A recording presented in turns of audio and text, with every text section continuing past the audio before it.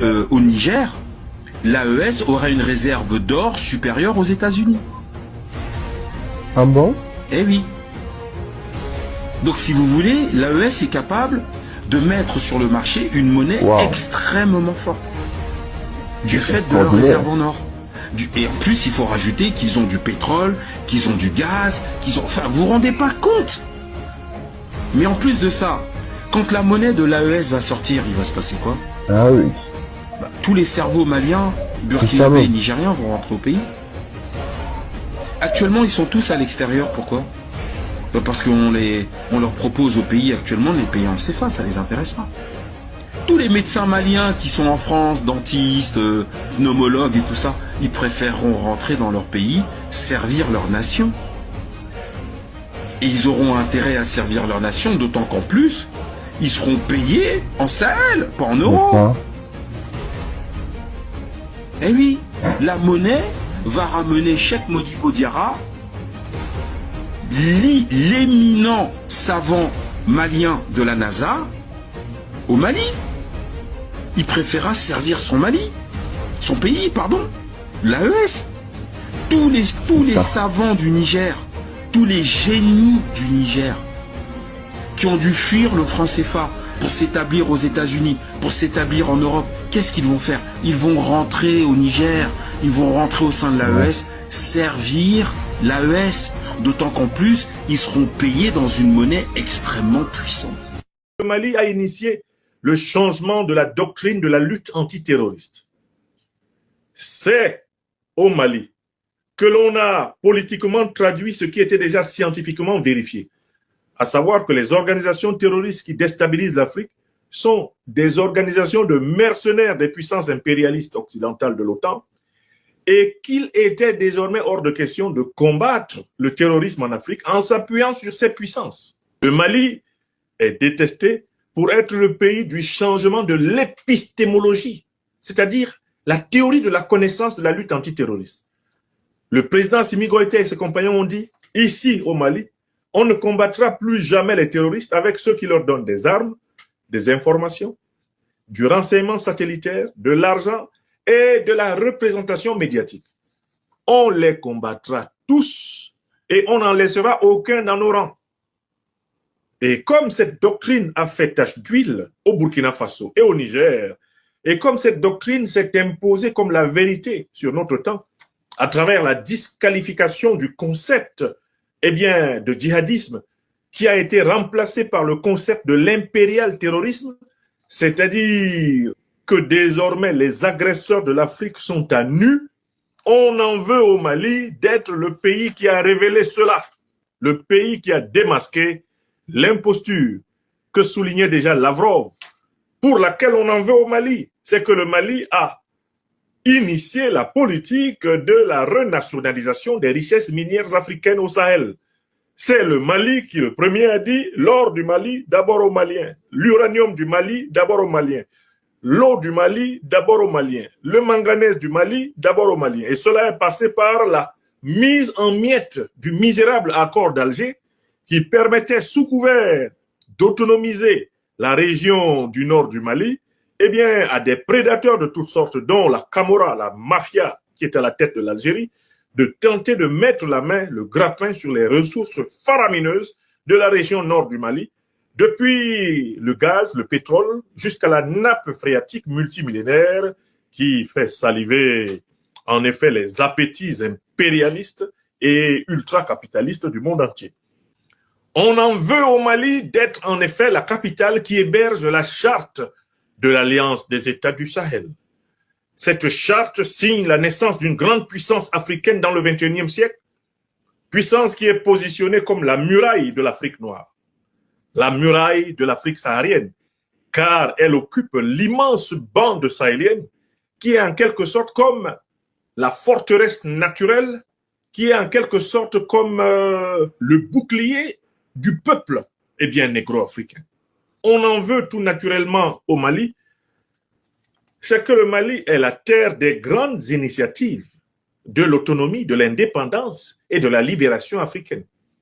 On en veut au Mali parce que le Mali est le pays africain qui a conservé nos racines africaines les plus intactes. C'est le pays où les Africains peuvent se ressourcer, où les Africains peuvent se réafricaniser, se réinitialiser. C'est un pays enraciné. On en veut au Mali pour cela. La sauvegarde de ses langues, la sauvegarde de sa mémoire sur plusieurs millénaires, au-delà de la colonisation, au-delà de la traite négrière, le Mali est un pays qui a une mémoire multimillénaire. Et l'existence du Mali est un défi à tous les révisionnistes, à tous les négationnistes qui ont voulu faire croire que l'Afrique rencontre la civilisation en rencontrant l'Occident. Rien que l'étude de l'histoire du Mali, allez par exemple dans des villes comme Tombouctou, comme Djenné ou comme Gao, et vous vous rendez compte que l'Afrique avait dans beaucoup de disciplines, eh bien de l'université, une avance extraordinaire. La cabale impérialiste ne changera pas la température du Mali.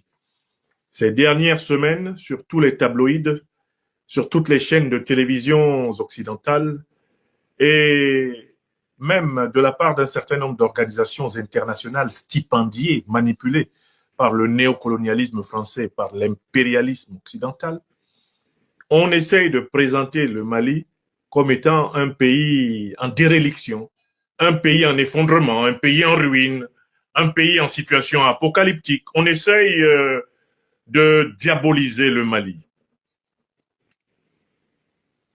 Je viens ici rappeler pourquoi cet acharnement contre le Mali. Parce que certaines Maliennes et certains Maliens pourraient ne pas le savoir. Et puis encore, certaines Africaines et certains Africains pourraient ne pas savoir pourquoi on s'acharne contre le Mali. Eh bien, on s'acharne contre le Mali pour au moins 5 raisons que j'ai souvent données et que je répète, puisque la répétition est pédagogique et que le rappel sauve l'âme. On s'acharne contre le Mali parce que le Mali a refusé en 2012 d'offrir sa terre à l'installation du commandement militaire de l'OTAN et de l'Africom, c'est-à-dire à la recolonisation militaire du continent africain par les grandes puissances occidentales. Il s'agit d'une rancune géostratégique spécifique. On s'acharne contre le Mali parce que le Mali a sonné le tocsin de la libération de l'Afrique de l'occupation militaire au XXIe siècle, en demandant aux troupes néocolonialistes françaises, en demandant aux troupes impérialistes occidentales, en demandant aux troupes stipendiées et manipulées de la mission des Nations Unies de dégager de son territoire, le Mali a initié une kyrielle de délogement de troupes néocolonialistes et impérialistes qui s'est quelque temps après emparé du Burkina Faso, du Niger, du Tchad, et qui est devenue une fièvre continentale et mondiale. Le Mali est la terre qui a montré que l'Afrique pouvait se débarrasser de l'occupation militaire néocolonialiste à condition qu'il y ait une union entre le peuple, eh bien l'armée et le chef. C'est que le Mali est la terre qui héberge la charte de l'organisation internationale la plus appréciée des Africains de cette époque. L'organisation internationale la plus appréciée des Africains de cette époque s'appelle l'Alliance des États du Sahel, née en septembre 2023. Cette organisation a commencé son existence par un coup de poker et aussi une carte de joker. Le coup de poker et la carte de joker qui ont donné naissance à l'Alliance des États du Sahel ont consisté pour 2 pays africains, fait rarissime, à voler au secours de la République du Niger qui était menacée d'une agression néocolonialiste française, impérialiste occidentale, à travers l'organisation vassalisée, accroupie, agenouillée, génuflexante de la CEDEAO. Une armée sahélienne déterminée à renouer avec les époques de bravoure et d'héroïsme qui font la grandeur et la fierté des Africains de tous les temps. Veut au Mali d'être en effet la capitale qui héberge la charte de l'Alliance des États du Sahel. Cette charte signe la naissance d'une grande puissance africaine dans le XXIe siècle, puissance qui est positionnée comme la muraille de l'Afrique noire. la muraille de l'Afrique saharienne, car elle occupe l'immense bande sahélienne qui est en quelque sorte comme la forteresse naturelle, qui est en quelque sorte comme le bouclier du peuple négro-africain. C'est que le Mali est la terre des grandes initiatives de l'autonomie, de l'indépendance et de la libération africaine. Comme en témoigne le célèbre poème d'Agostinho Neto, consacré à la ville Bamako. Agostinho Neto, leader de la libération anticolonialiste de l'Angola, qui est à la tête du MPLA, Movimiento por la Liberación, del Pueblo de Angola, comme le dit le poème sacré du camarade Agostinho Neto, parlant du Mali et de Bamako, chaque fois que les Africains ont voulu créer quelque chose de grand pour eux, ils l'ont fait à Bamako. Car en fait, dans Bamako se trouve la graine, de l'esprit africain le mieux préservé, l'esprit africain le mieux intact, l'esprit africain le plus original est logé dans la capitale des Maliennes et des Maliens. Et c'est pour cela qu'on trouve dans l'hymne national du Mali la précision suivante: le peuple malien est prêt à abandonner tout ou partie de sa propre souveraineté pour l'unité africaine. On en veut au Mali pour ça. Je sais, le peuple dont la constitution affirme une foi radicale en l'unité africaine, au point que cette foi est une dimension sacrificielle. Et il faut bien comprendre cela. Ce Mali dont moi je viens là, le Mali où je passe 1 mois sur 3, ce Mali-là est vivant, ce Mali est fonctionnel, et tous ceux qui essaient de vous peindre le Mali sous la forme d'une catastrophe incarnée sont des menteurs.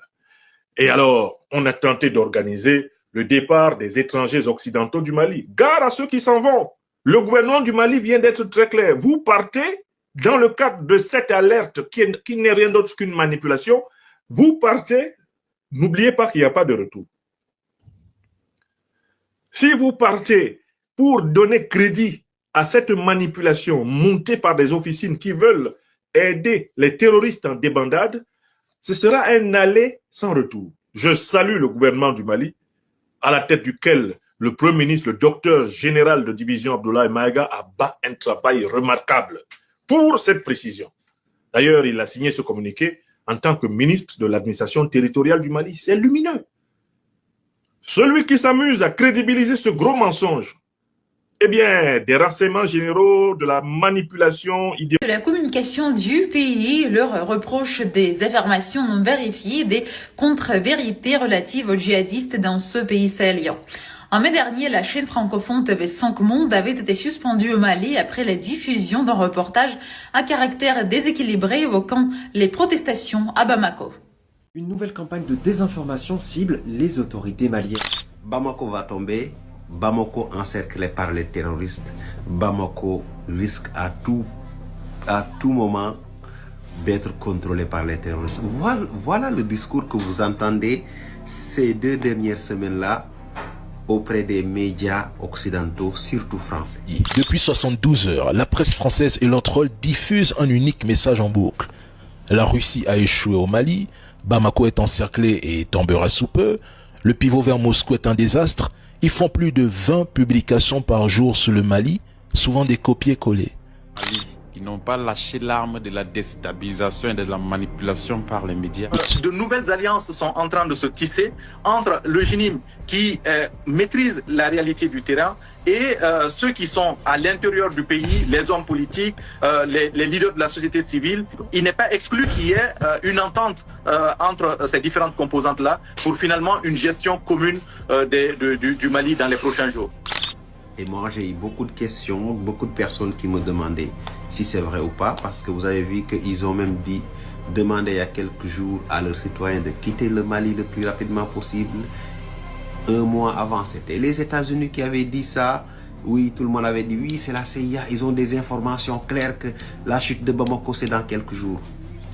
Quelques jours après, Marco Rubio lui-même a félicité le Mali pour ces efforts qu'il est en train de faire dans la lutte contre le terrorisme. Paradoxal. Et là, vous avez vu aussi la société de shipping maritime SEMA CGM, qui est le leader mondial, il y a quelques jours, qui avait annulé ce trajet. Donc, il avait refusé que ces conteneurs aillent vers le Mali. Il a levé cette décision. Il a dit que non, finalement, on continue. Et après, c'est la société suisse CMG ou SMG SMG Shipping Farmer qui avait pris cette décision et qui est revenu sur sa décision aussi. Donc, tout ça, c'est des éléments qui prouvent que ces médias-là sont dans la manipulation. Il n'y a aucun groupe terroriste au monde qui peut aujourd'hui prendre Bamako. Ça, c'est moi qui vous le dis et rassurez-vous. Les terroristes aujourd'hui ne peuvent absolument plus faire comme avant ce qu'ils faisaient, mobiliser 500 hommes, attaquer une base militaire. Ils ne peuvent plus le faire. Ce qu'ils peuvent faire, c'est faire des groupes de 20, de 40, couper la route à des civils, des camions citernes et brûler, prendre leurs photos. Ça, tout le monde peut le faire. Ça, tout le monde peut le faire. Il ne suffit même pas d'être bien armé pour pouvoir le faire parce que ce n'est pas les chauffeurs qui vont venir se battre avec vous. Non, ils vont chercher à faire échapper leurs marchandises. Même les coupeurs de route savent. Aujourd'hui, ils sont passés de mouvements terroristes qui attaquaient des bases militaires à des mouvements terroristes qui s'adonnent qui se deviennent des coupeurs de route. Donc, les gars, arrêtez de penser que Bamako va tomber. Et maintenant, pourquoi aujourd'hui toute cette haine, toute cette propagande médiatique contre Bamako? Je vais vous le dire. Vous savez, le lithium, d'ici 2050, sera ce qu'est le pétrole aujourd'hui. Donc tout pays qui contrôlera le lithium dans les années 50, dans les années 2050, sera ce que sont aujourd'hui les Émirats arabes unis et l'Arabie saoudite. Et tous les Occidentaux et les pays du Moyen-Orient ne souhaitent pas que le lithium soit contrôlé par les Africains. Parce que eux, ce qui les intéresse, c'est de voir l'Afrique de plus en plus humiliée, de plus en plus dominée, pillée. Et pourquoi le Mali? Le Mali parce que, vous avez vu, en l'espace de quelques mois, le général Assimi Goïta a inauguré 2 mines de lithium. La première, c'était à Goulamina. Et la deuxième, c'est à Bougouni. La mine de Bougouni, qui a été un investissement, qui a été financée à hauteur de 65 millions de dollars, soit 36 milliards de francs CFA, qui produira 120 000 tonnes chaque année de concentré de spodumène. Donc, avec cela, lors de son inauguration, il y avait l'ambassadeur de Chine qui était présent parce que aussi c'était une entreprise chinoise qui a gagné le marché et qui va investir dans cela. Donc vous voyez que toujours il n'y a pas l'Occident. Et bien avant cela, il y avait la mine de Goulamina. De Goulamina qui, cumulée avec la mine de Bougouni, devront produire 590 000 tonnes, un demi-million de tonnes de lithium chaque année.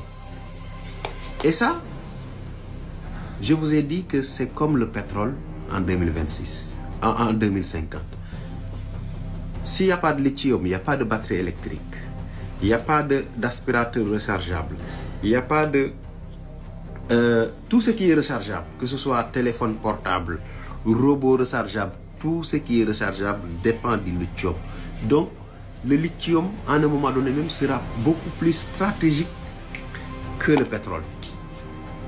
Et les Occidentaux ne vont jamais laisser les Africains contrôler une ressource aussi stratégique. C'est pour cela qu'ils sont en train de tout faire pour que tous les pays qui essaient d'avoir une transformation sur place du lithium soient des pays avec que ces dirigeants-là soient anéantis. Ils sont en train d'acheter des intellectuels malhonnêtes qu'ils invitent sur leur plateau, faisant semblant qu'ils maîtrisent la situation du terrain, qu'ils connaissent ce qu'ils disent, alors que c'est tous des vendus. C'est tous des vendus. S'il n'y avait pas une démarche allant dans le sens de la souveraineté sur les ressources au Mali, le Mali n'aurait jamais connaître ce qu'il est en train de vivre. Le lithium est le nerf de la guerre actuellement. Et actuellement, ils sont en train de financer indirectement, surtout les Émirats arabes unis, indirectement le terrorisme. Qu'est-ce qu'ils font? Ils envoient leurs citoyens dans les zones terroristes pour se faire capturer et après ils vont payer une rançon pour que leurs citoyens soient libérés. En réalité, ce n'est pas des rançons, c'est une manière indirecte de financer les terroristes parce qu'ils ne peuvent pas prendre directement de l'argent comme ça et financer. Mais si vous envoyez votre citoyen, il se fait capturer, vous connaissez le deal, il ne sera jamais torturé parce que la personne qui va capturer le gars sait que ce n'est pas un prisonnier, c'est une personne qui va nous servir pour financer nos activités. Et après, derrière, vous dites que oui, on doit tout faire. Nous sommes en train de négocier pour libérer les otages alors qu'il n'y a pas d'otages. C'est eux-mêmes qui sont partis se livrer et vous payez l'argent. Cet argent-là va servir à l'achat d'armement. Donc, ne vous inquiétez pas, ils sont tout simplement dans la manipulation. Et ce qui leur fait mal aujourd'hui, c'est l'exploitation de lithium qui commence. Et ils ont peur aujourd'hui que d'autres pays prennent référence sur le Mali à travers l'exploitation de lithium. Et pas une exportation ou laisser un terrain vide aux pierres, ce qui va déterminer demain ou après-demain la pauvreté dans ces zones-là. Donc, ils ont la rage, vous allez tout entendre et ils vont tout manipuler jusqu'à ce que certaines personnes faibles croient à leurs mensonges. Mais ne vous faites pas avoir. Personne ne peut prendre Bamako. L'objectif est de provoquer le chaos économique pour forcer le gouvernement malien à céder ou à plier. Cette campagne s'accompagne d'une guerre médiatique sans relâche destinée à briser le moral. Le scénario est toujours le même. Isoler Bamako, agiter l'opinion internationale, puis parler d'intervention humanitaire et militaire sous prétexte qu'il y aurait trop de morts. En réalité, tout cela vise à reprendre la main sur les ressources de l'AES qui échappent désormais au contrôle occidental. La RCA a connu la même mise en scène. Accusations de massacre, de pillage par la Russie, des rumeurs selon lesquelles Touadéra serait otage de la Russie. Mais lorsque Bangui a commencé à se stabiliser, que les groupes armés ont reculé, que l'État a repris des zones abandonnées depuis 10 ans et que les terreaux ont commencé à déposer les armes en acceptant une paix, le discours occidental a soudain changé de ton.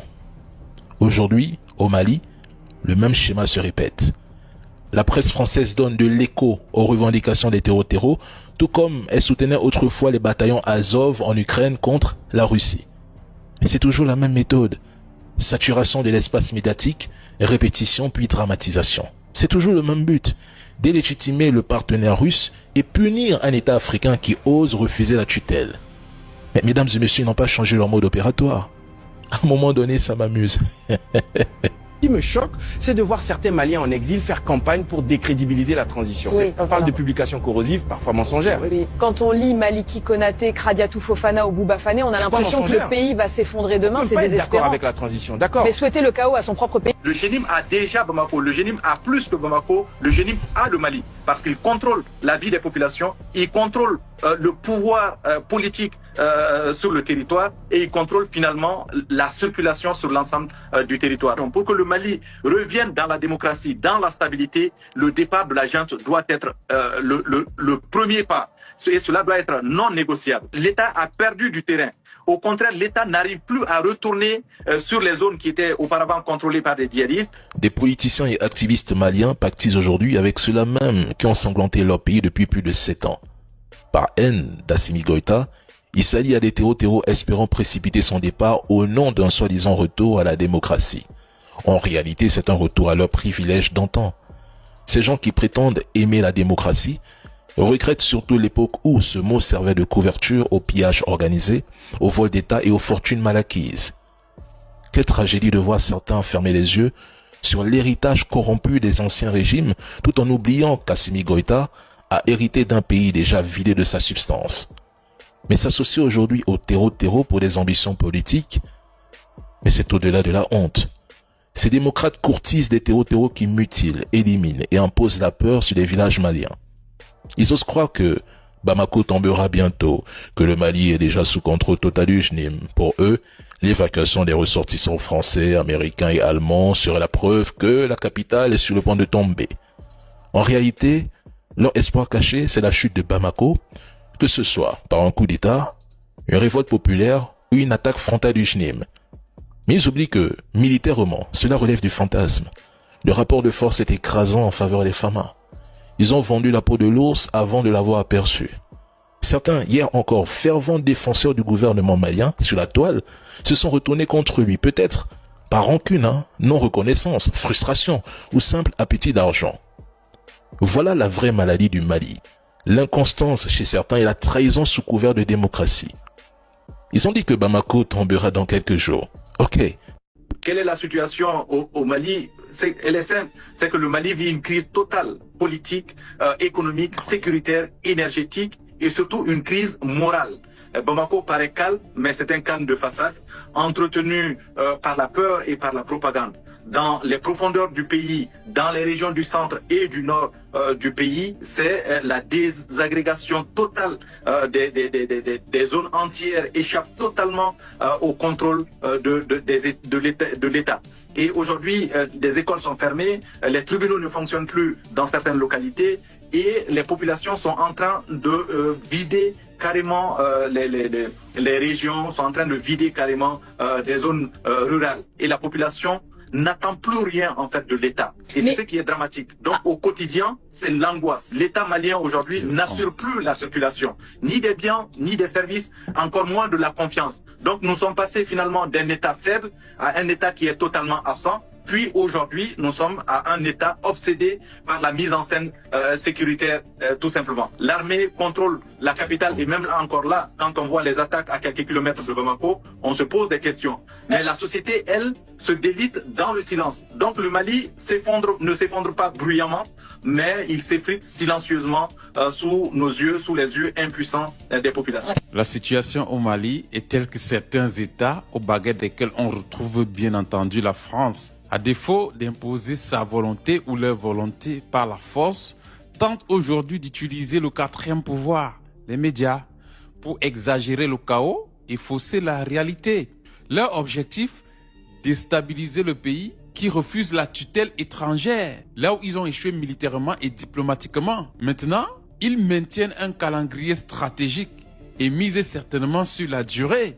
Mais le peuple malien reste vigilant, uni et souverain, déterminé à écrire lui-même son avenir, loin des manipulations extérieures. En 30 ans, les Chinois sont parvenus à sortir de la pauvreté plus de 800 millions de personnes. Plus de 10 fois la population française. C'est-à-dire, vous prenez la France, 1, 2, 3, 4, 5, jusqu'à 10.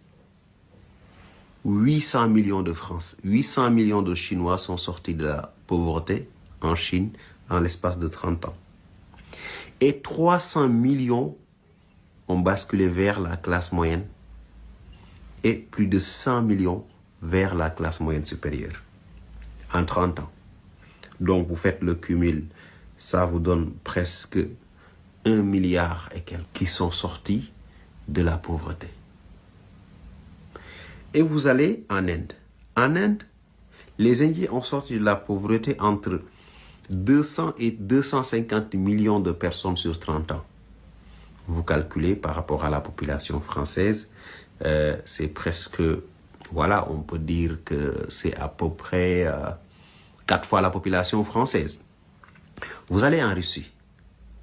Les Russes, sur une population d'à peu près 150 millions de personnes, vous avez la moitié qui sont sortis de la pauvreté. Vous allez au Brésil, c'est comme ça. Vous allez dans tous les pays aujourd'hui considérés comme les pays du tiers-monde, c'est des pays où on a de plus en plus de personnes qui basculent vers la classe moyenne ou la classe moyenne supérieure. Mais si vous venez en France, c'est l'effet contraire que vous allez voir. Et pour la plupart des pays d'Europe également, on a le pourcentage de personnes qui font la queue pour l'aide alimentaire qui se multiplie. De plus en plus de familles dépendent de l'aide alimentaire. Le reste du cœur et je ne sais quoi. Et pourtant, toujours, ces gens-là qui sont dans leur laurier continuent à croire que la misère, la pauvreté, c'est ailleurs. C'est-à-dire qu'ils sont tellement dans le déni que même si on les montre la réalité en plein jour, à cause de l'idéologie qu'ils ont, à cause du lavage de cerveau qu'ils ont subi, qui les a fait accepter la colonisation parce qu'on les a vendus comme un statut d'être un peuple supérieur, vous êtes le peuple tel, vous êtes le peuple tel. Que même si vous les plongez au cœur de la vérité, ils seront toujours dans le déni. Toujours. Et ça doit faire peur à tout citoyen conscient. L'Europe avance, mais à une vitesse très lente, à une vitesse largement inférieure aujourd'hui à la vitesse à laquelle la Chine les impose, les pays BRICS les imposent. C'est pas le même level. Mais ils ne l'accepteront jamais. Parler à un Européen de la Chine, que des termes négatifs. Parler à un Européen de la Russie, que des termes péjoratifs. Parler des Indiens, que des termes péjoratifs. Pourtant, les Chinois ont créé des riches qui ont un pouvoir satanique. C'est pas moi qui le dis. Les actes d'un homme montrent s'il est satanique ou s'il n'est pas satanique. Et moi, mon travail, c'est quoi? C'est d'enseigner la lumière de Dieu et de dénoncer les œuvres du diable. Publiquement aujourd'hui, l'histoire de la Côte d'Ivoire se résume en Jérémie 24. Depuis 2011, Dieu m'avait dit ça. Chers camarades, ce pasteur fait des révélations prophétiques sur l'élection en Côte d'Ivoire. Écoutez-le, car il affirme qu'il y aura du sang versé à cause du 4e mandat. C'est que je suis un leader d'opinion et mon travail me donne le droit de donner mon opinion parce que je guide une assemblée pour les orienter et pour les aider à comprendre ce qui se passe et aussi à prier. Deuxièmement, il y a une loi concernant la liberté d'expression. Tant que tu n'insultes pas, tant que tu ne diffames pas, tant que tu ne dénigres pas, tu as le droit d'exprimer ton opinion. Donc ça ne sert à rien que quelqu'un aille prendre ma vidéo pour couper. Amen. Il peut finir de parler puis j'allais à Abidjan. Et puis il n'y a rien. À la Cannes, j'ai parlé. Ils ont dit non, toi là, tu n'as plus venir à Abidjan ici. Je viens de faire conférence du Saint-Esprit à Abidjan. Je ne parle pas pour parler. Quand je parle, c'est que je sens à l'intérieur de moi que Dieu veut que je parle. Amen. Et puis, il y a le genre de personnes, il ne faut pas mettre leur bouche dans ton affaire parce que quand ils mettent, il faut faire attention. Et de la manière dans ces jours, mon esprit bouillonne en ce qui concerne la Côte d'Ivoire. Je sens que c'est presque au terme. J'étais à Abidjan. J'ai dit Dieu a donné 70 ans pour restaurer la Côte d'Ivoire. Et j'avais même pas dit 70 ans, j'ai dit 70. Et Dieu m'a dit 70. Et Côte d'Ivoire a fêté 65 ans cette année. Donc d'ici 5 ans, ça va changer. Mais avant que ça ne change, le pays rentre dans une dernière ligne droite. Et dans cette ligne droite, plusieurs personnes vont recevoir la lèpre. Et ma vidéo parlait des pasteurs. J'ai dit aux pasteurs de faire attention. La lèpre de Naaman existait. Il a été guéri, mais sa lèpre n'a pas disparu. C'était quelque part. Amen. C'était quelque part. On dit c'est Dieu qui établit les autorités. Donc respecte aussi l'autorité de Satan alors. Si c'est Dieu qui établit les autorités. Dieu établit les autorités, mais Dieu n'établit pas toutes les autorités. Non, Dieu n'établit pas toutes les autorités. Il y a des autorités qui ont un pouvoir satanique. C'est pas moi qui le dis. Les actes d'un homme montrent s'il est satanique ou s'il n'est pas satanique. Et moi, mon travail, c'est quoi? C'est d'enseigner la lumière de Dieu et de dénoncer les œuvres du diable. Donc, le 4 avril 2011, Dieu m'a donné Jérémie chapitre 24 en ce qui concerne la Côte d'Ivoire. Dieu m'a parlé clairement. Je n'ai jamais dit sur les réseaux sociaux, mais je le disais aux uns et aux autres. Amen. Il disait voilà. Et ce que je disais, comme le dit Jérémie 24, c'est ce qui s'est passé. Et c'est ce qui est en train de se passer. Et donc quand j'interpelle avec Jérémie 24, je suis en train de dire à des gens que vous êtes dans une dernière ligne droite où vous devez faire très attention. Parce que le méchant ne meurt pas seul. Il meurt avec beaucoup de personnes. Il part avec beaucoup de personnes. Il va corrompre beaucoup de personnes. Donc ce que je suis en train de dire, c'est pour sauver le ministère de quelqu'un. Donc, faudrait que, peuple de Dieu, ou bien je vais m'adresser directement à la Côte d'Ivoire. Il faut comprendre que tu es arrivé à une période où tu es à la fin. Et cette période-là, tu dois définir qui tu veux suivre. Je ne parle pas d'un homme, je parle de Dieu. Tu veux suivre Dieu, commence à t'attacher au principe de Dieu. Ou soit tu continues dans la voie de la perdition. Voilà le message de la part de Dieu. Donc ne pensez pas que toutes les nations ont la même histoire. Toutes les nations n'ont pas la même histoire. L'histoire du Cameroun est différente. L'histoire du Congo est différente. L'histoire de la Côte d'Ivoire est différente. Donc chaque pays écrit son histoire. Et je le dis publiquement aujourd'hui, l'histoire de la Côte d'Ivoire se résume en Jérémie 24. Depuis 2011, Dieu m'avait dit ça. Moi j'invite des gens qui ont besoin d'argent, des pasteurs qui ont besoin d'argent. Ne gâchez pas votre vie aujourd'hui.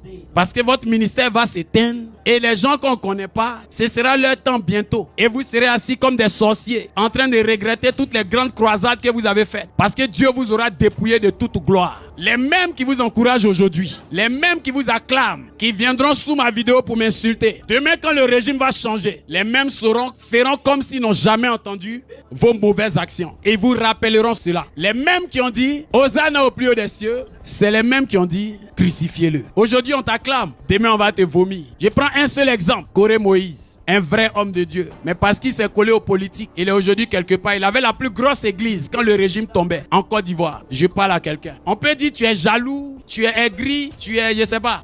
Mais si c'est Dieu qui parle, le temps définira ce qui est dit. Sa véracité ou sa fausseté. Mais on est dans une période de recrutement en masse. Beaucoup vont devenir faux et quelques rares vont rester vrais. C'est pas l'argent de tout le monde en mange. C'est pas l'argent de tout le monde on mange. On dépense, on met dans sa maison, on consomme. Cet argent va amener la lèpre dans ton ministère, va amener la sécheresse. Et quand le régime va quitter, tous ceux qui avaient des biens avec le régime, comme le dit Jérémie 24, ils seront poursuivis partout. L'opinion internationale qui donne l'impression de vous soutenir, ils vont révéler tous vos acquis et ils vont vous dépouiller. Et ils garderont cela dans leur pays, ils ne donneront pas ça à la Côte d'Ivoire. L'histoire est en train de se répéter. J'emmène toute personne. Si tu avais pris un mauvais chemin, c'est le lieu de te repentir. Je n'ai jamais parlé publiquement sur la situation de la Côte d'Ivoire. Je ne t'ai pas dit s'il y aura élection ou pas. Ce qui va se passer, ce n'est pas une élection. Voilà, ce n'est pas une élection, c'est un braquage national qui est en train de se produire avec des armes, avec des emprisonnements. Et c'est ce que Dieu nous envoie dire. Jérémie a parlé de la sorte au roi. Daniel a parlé à Nebuchadnezzar. Et en tant que prophète de Dieu, j'ai libéré ce qui me brûlait sur le cœur depuis. Et je ne veux pas que des gens aillent transmettre un message en prenant des bouts de ma vidéo pour aller me donner une image alors que je n'ai dit le nom de personne. Je parle à ma nation et je parle à mes compatriotes. J'ai dit, Dieu n'a pas donné la canne à la Côte d'Ivoire. On m'a insulté. Je répète, la canne a été donnée par Accra Joe à la Côte d'Ivoire. C'est ce que j'ai dit. Et je le répète, ma vidéo est encore là. J'ai fini ça et je suis allé à Abidjan. Je suis revenu et je dois aller encore à Abidjan. C'est pour dire à quelqu'un que le but, c'est que des gens soient récupérés. Des gens soient récupérés. Je ne vais pas dire de prier pour la Côte d'Ivoire. On n'a pas de prière à faire pour la Côte d'Ivoire. Il n'a qu'à laisser le pouvoir. La Côte d'Ivoire va être en paix. C'est pas affaire de prière. C'est tout. Voilà. C'est pas affaire de prière. C'est une affaire de tu as fini ton travail, tu quittes. Laisse le pays être en paix. Il y a le désordre quand on ne respecte pas des lois. C'est le même problème qu'on a à l'église. Dieu dit ça. Quelqu'un dit non, c'est pas comme ça. C'est ça qui envoie le désordre dans l'église. C'est le même désordre qu'on a dans les nations. Pourquoi la Suisse vit en paix? Parce qu'on ne rigole pas avec les lois. C'est ça bien, c'est pas ça. Il n'y a pas de prière à faire pour la Côte d'Ivoire. Le président a fini son travail, qu'il libère le fauteuil et les autres vont gérer. C'est pas un sujet de prière. Quelle est cette hypocrisie dans laquelle les pasteurs se réunissent pour prier? On va prier pour la Côte d'Ivoire. Pourquoi? Tu as fini ton travail, pas. Laisse les autres diriger le pays. C'est tout. Le pays va vivre en paix. Cette guerre est due au fait que quelqu'un ne veut pas respecter les principes. Et des gens vont mourir. Et des gens ont tellement fait, ils vont acclamer une telle action. Ils vont justifier une telle action. Mais c'est quelle manière de réfléchir ça? Quelqu'un fait quelque chose qui n'est pas bon. Et dedans, toi, tu dis que c'est bon. Tu es plus malade que la personne. La loi même dit celui qui vole. Et puis celui qui achète ce qu'on a volé. Lui qui achète, on le met plus en prison que lui qui a volé. Celui qui vend la drogue est plus puni que celui qui la consomme. Donc vous êtes pire, vous qui l'encouragez à conserver le pouvoir, que lui-même qui conserve le pouvoir. J'ai fini de parler. Depuis le pays le plus neutre de la terre. Ne vous fâchez pas, hein, même si la vérité fait mal. Que Dieu bénisse votre vie. Si tu es un gars de l'autre côté, n'hésite pas d'accord avec ça. N'hésite pas que Gbagboïs, je suis un Ivoirien. Hein? On s'assoit tous les jours, on va dire, les Blancs sont mauvais. Les Blancs nous... Blanc une fois quitté dans son pays pour aller prendre ses choses chez toi. C'est toi-même qui lui donnes. Jamais ils sont venus avec des fusils dans nos pays pour prendre nos ressources. Jamais. C'est nos dirigeants qui prennent pour leur donner. C'est ça, mais c'est pas ça. C'est nos dirigeants qui prennent pour leur donner. Jamais. Qui a tué Thomas Sankara? C'est un blanc. Qui a mené Gbagbo à la CPI? C'est un blanc. Qui fait des coups d'état? C'est pas le propre frère qui fait coup d'état sur son frère. Ah, donc vous pensez ce qu'il fait là, c'est pas la parole de Dieu. C'est l'œuvre de Dieu ici en train de faire. Va lire Jérémie. Va lire les prophètes, c'est ce qu'il faisait. C'est ça la Bible. Donc quand Jean-Baptiste parlait à Hérodias, il dit femme tu cherches là. C'est pas ta femme. C'est la femme de ton frère. Tu dois pas faire ça. C'est l'évangile. On dit non, vous les pasteurs prêchez la parole de Dieu. Laissez cette histoire. Mais la parole de Dieu c'est quoi? C'est de mener le peuple de Dieu dans la paix. Les gens ils ont tué hier. Hier ils ont mis plus de 200 personnes en prison parce qu'ils sont sortis dans la rue. On va mettre encore aujourd'hui. Il y a cas qui les attend pour aller en prison. Même ici en Suisse les gens manifestent. Les Syriens sont pas en train de manifester dans les rues là-bas. On les met en prison. C'est pas leur pays. Hein. Les Syriens en Suisse ici ils sortent, ils sont pleins. On les met pas en prison. Des gens qui manifestent dans eux-mêmes leur pays. On met cas, on les met en prison. J'invite les Ivoiriens à mettre un numéro en place. Un numéro où nous, on est à l'extérieur, on ne peut pas marcher là. On va envoyer l'argent, ils vont nourrir ceux qu'on arrête. Si vous ne parlez pas, c'est vos enfants, vous êtes en train de condamner. Ça fait combien d'années Cameroun est bloqué? Un pays riche, rempli de terres rouges. Que les fortunes du Cameroun? Parce que chacun dit on va le laisser jusqu'à ce qu'il meure. On n'a qu'à regarder. Pourquoi tu ne laisses pas Satan aussi régner dans ta vie jusqu'à ce qu'il soit fatigué? Si Satan tient bouche, pardonnez. Commencez à exhorter autour de vous pour que l'Afrique se réveille. C'est comme ça l'Afrique va se réveiller. Avec des institutions fortes. Des dirigeants qui respectent des lois. C'est comme ça l'Afrique va se réveiller. Sinon, tu dis le blanc nous a volé, le blanc a fait ceci, le blanc. Le cacao était 1000 francs. À 2 jours des élections, ça devient 2700. Donc ça fait combien d'années tu prends 1700 aux Ivoiriens? Toi seul. Donc tu pourrais faire ça. Et les gens se lèvent, waouh, il sera encore président. Et on ne doit pas parler. On ne doit pas parler. Parce que si tu parles, on te met en prison. Prison, on a une fois vu mouton en prison. On a une fois vu mouton en prison. La corruption. La Bible dit quoi? Il a dit à Esther, est-ce que tu sais que c'est peut-être à cause de ce temps-là, Dieu a permis que tu sois dans le palais. Parce qu'il nous fallait quelqu'un là-bas pour pouvoir parler. Et c'est pas ça brûle tellement en moi que je sens que c'est à cause de ce temps-là, Dieu m'a envoyé ici. Parce qu'il sait qu'à cette période-là, j'allais pouvoir parler. Il m'a dit ça depuis 2011. Il a gardé ça jusqu'à maintenant. Ces jours-là, j'arrive plus. Depuis aussi qu'il à Abidjan, j'arrive plus. Bientôt, on sera les derniers. Ces immeubles, vous allez voir. Les Ivoiriens sont pleins en Libye, pleins en Mauritanie. Et tous, le pays se développe, mais on a la plus grande masse migratoire. On est les plus nombreux ailleurs. Alors que le pays, c'est parce que la misère est forte. La vie est chère. Les gens n'ont rien. Que Dieu suscite parmi vous quelqu'un qui va devenir président. Que Dieu suscite parmi vous quelqu'un qui va devenir ministre. Quelqu'un qui va être député. Quelqu'un qui va avoir un rôle influent dans sa nation. Que Dieu vous remplisse. Regarde le Ghana, élection, on n'a pas donné de résultat. Le perdant a fait discours pour féliciter l'autre. Pourtant, on n'a même pas encore donné le résultat. Il y a 4 mandats. Tu es tombé même, tu veux mourir. Mais tu ne laisses pas. Et dans ça, là, il y a des gens qui l'acclament. Les gens sont sorciers. Dans ça, il y a un pasteur qui s'est là, on dit, lui là, il a onction royale. Lui là, il a onction royale. Arrêtez ça. Vous voyez les problèmes on a entre nous là. C'est nos dirigeants mal intentionnés. Que Dieu libère nos nations. Que Dieu libère nos pays. Que Dieu libère nos peuples. Que Dieu libère pour que nos enfants aient une vie épanouie, réussie. Un pays, une seule famille vient, il se nourrit eux seuls. C'est quoi? Brazzaville. Ça fait combien d'années il est au pouvoir? 40. Le président en Suisse, il règne combien de temps? 1 année. Regarde la stabilité. Il est président.